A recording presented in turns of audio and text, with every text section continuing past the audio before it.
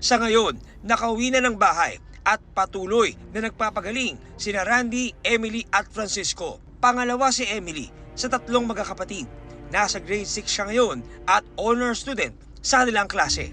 Street sweeper at masahista ang kanyang inang si Ann, habang pagpapastol naman ng mga alagang hayop at pagkakarpintero ang kabuhayan ng kanyang amang si Randy. Tima, madalas namang dumalaw sa bahay ni Randy ang kaibigan nitong si Francisco na isa ring karpintero. Close kayo no? Mag-uban, magdunag pangamuan sa baka.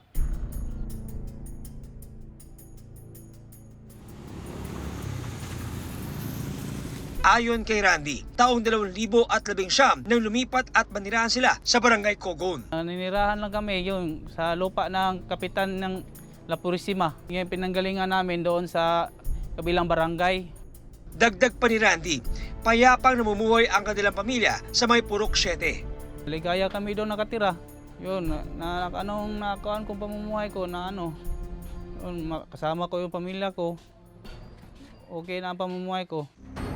Hanggang nangyari ang pag-atake at pananaga sa kanila.